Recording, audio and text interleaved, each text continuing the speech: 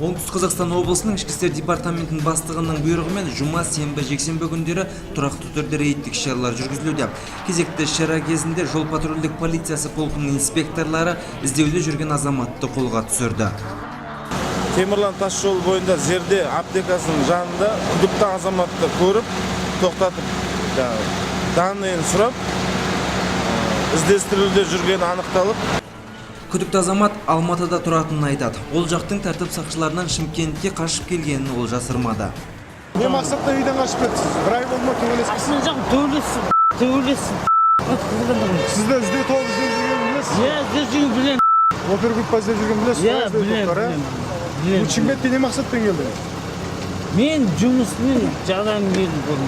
жұмыс істеуге келдіңіз бе? Иә, жұмыспен. Іздеуде болған азаматты полктың инспекторлары Абай аудандық полиция бөліміне жеткізеді.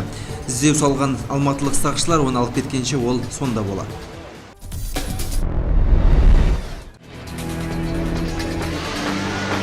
Оңтүстік Қазақстан облысының ішкі істер департаменті көші-қон полициясы басқармасының қызметкерлері мигрант атты іс-шараны қорытындылады.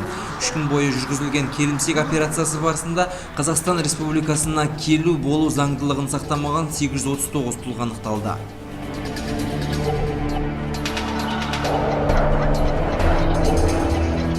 Хаттама толтырып, оның 614 шетелдікке және 225-і Қазақстан Республикасының азаматтарына.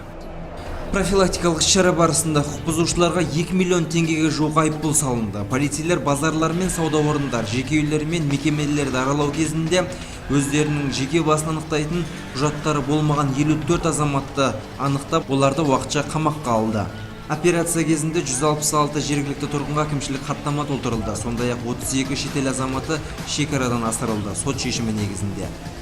Сот шешімді орындалмау бойынша бір қылмыстық іс қозғалып, және бір қылмыстық іс көші-қонды ұйымдастыру бойынша Қазақстан Республикасы 393 және 394 баптары бойынша қылмыстық істер қозғалды. Қазақстан Республикасының 68 азаматы заңсыз жұмыс күшін пайдаланғаны үшін әкімшілік жазаға тартылды.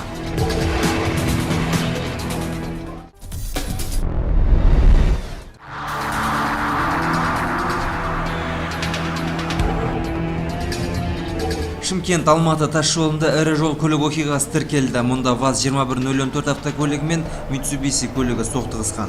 Жол апаты жолдың тайғақтығынан болған дейді көргендер. Оқиға басына келген жедел жәрдем бригадасы жарақат алған жүргізушіні ауруханаға кетті. Қазір оқиғаның мән-жайы анықталуда.